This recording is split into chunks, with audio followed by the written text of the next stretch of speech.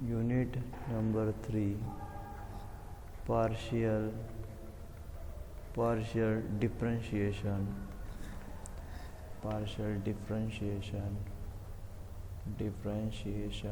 and its application and applications. Partial differentiation and applications. सबसे पहले हमें देखना है function of two variables. Function of two variables, इसका क्या हमें यूज़ होने वाला है, या मोर वेरिएबल्स। ओके, वेरिएबल्स मतलब क्या, एक्स वाई ऐसा, जेड ऐसे, ठीक है, एक्स या वाई या जेड ऐसे, function of two more variables. Okay, अभी एक अगर हम लोग सिंपल एग्जांपल देखने जाए तो मान लो वॉल्यूम है, ठीक है, वॉल्यूम ऑफ सिलेंडर है, समझ low volume of cylinder.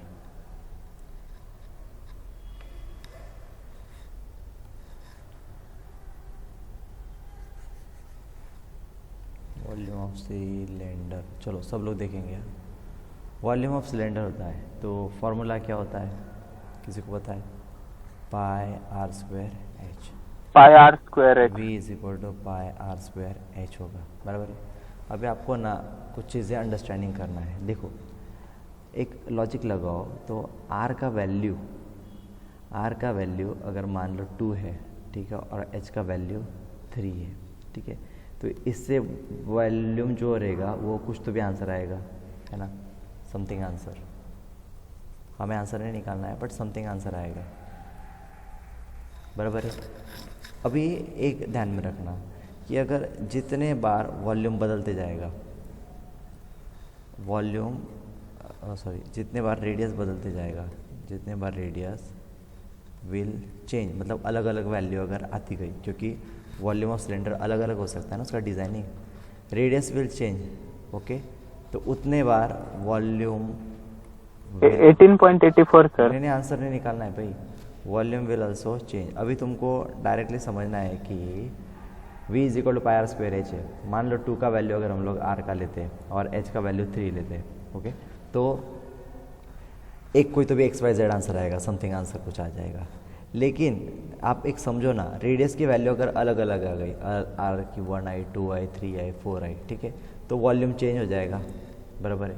Eight the same time अगर हाइट कुछ डिफरेंट आ गई, height is different, okay, height is different, then also volume will change होता है, वॉल्यूम विल चेंज। तो इससे हमको क्या पता चलता है कि जो वॉल्यूम है ना, वॉल्यूम ऑफ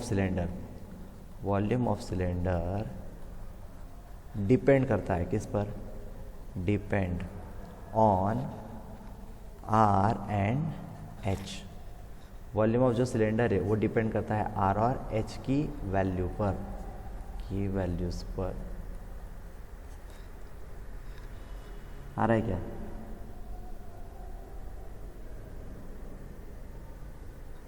ओके, देयरफॉर क्या होता है, v is a function, v जो वॉल्यूम है ना वो डिपेंड होता है किस पर, r और h पर। v is a function of two variables, r and h, which is depends on them, okay, but r and h जो है, r इंडिपेंडेंट है। क्यों इंडिपेंडेंट है? क्योंकि देखो ना, r का वैल्यू कुछ भी आ जाए तो r को तो कुछ फ़र्क नहीं पड़ता, क्योंकि आंसर तो वॉल्यूम का निकालना है ना। या h का वैल्यू कुछ भी हो जाए, कुछ भी डाल दो आप, तो वॉल्यूम का वैल्यू बदलने वाला है ना, h का थोड़ी ना कुछ कंडीशन बदल रहा है। हाइट तो हाइट ही रहती है, रेडियस तो रेडियस ही है, समझ रहे। सो v is a function of two variables r and h, but depends on them, मतलब v जो है वो डिपेंड होता है r और h पर, लेकिन आर और एच जो है वो इंडिपेंडेंट होता है।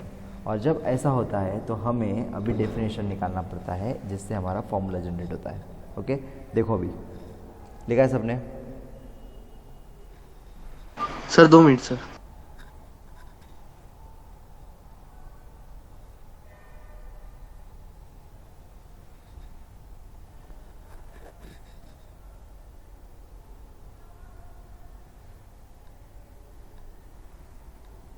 हाँ सर हो गया। Therefore 1 minute sir. अभी मैं आपको ये देने वाला हूँ, आप देख लेंगे ना उसमें से।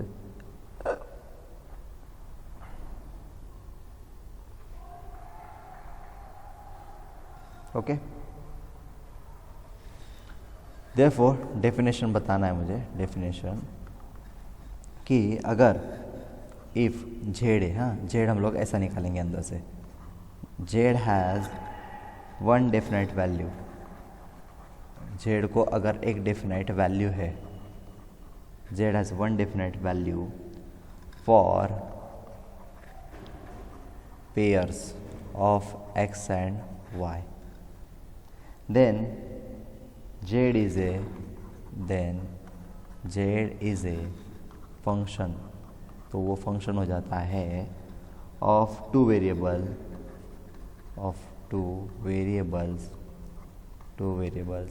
x एंड y पर। देयरफॉर हम डिनोट करते हैं, we denote.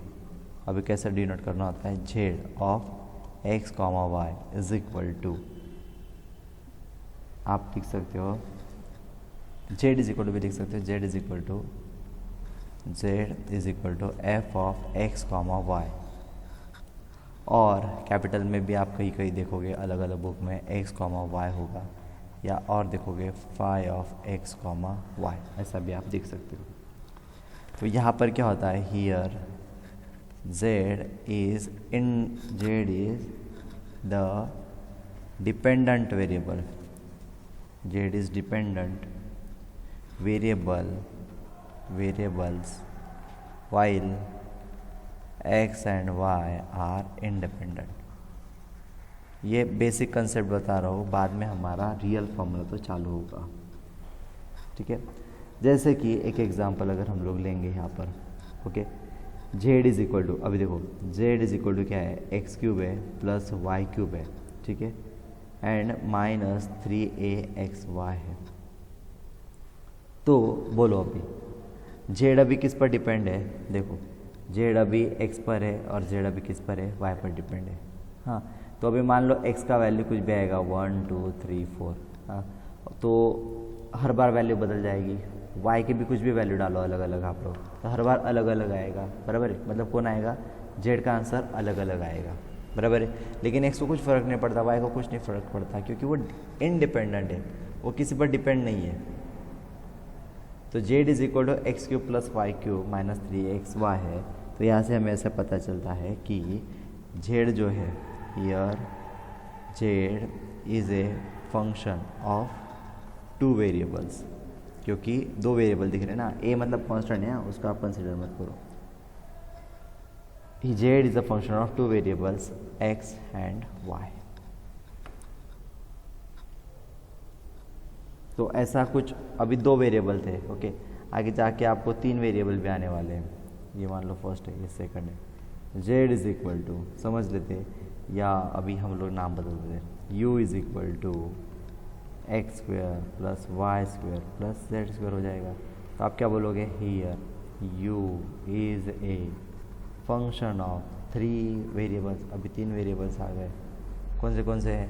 X comma Y and Z, X comma Y and Z.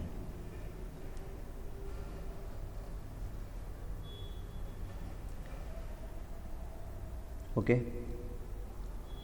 लिखते जाओ।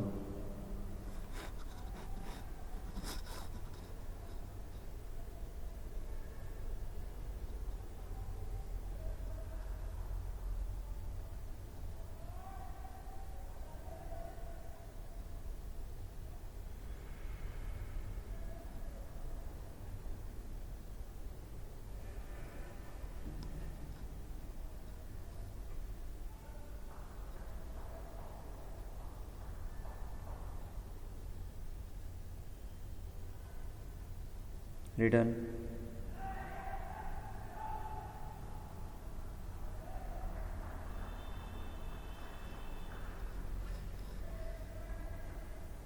Yes sir. Okay yes sir. ठीक। अभी ये जस्ट कंसेप्ट था। अभी देखो हमने ना 12th स्टैंडर्ड तक क्या देखा है, देखो सर 12th है। ओके 12th स्टैंडर्ड में क्या देखा था और अभी हम लोग इंजीनियरिंग में कैसा देखने वाले। 12th स्टैंडर्ड में मान लो अगर u इज़ इक्वल टू आपको साइन एक्स होता था, ठीक है, u is equal to sine X होता था, और अगर आपको बोला differentiate with respect to x, mute कर लेंगे। सो u का डेरिवेटिव आप लोग क्या लिखते हैं, du बाय dx, ऐसा करते थे बराबर। और साइन एक्स का डेरिवेटिव क्या हो जाता था, cos x, म्यूट कर लेंगे प्लीज़। ओके ये होता था। इंजीनियरिंग में क्या होता है, अभी देखो u is equal to sine X आएगा, ठीक है, साइन y आएगा, साइन z आएगा, ऐसा 3 आएगा। प्लीज़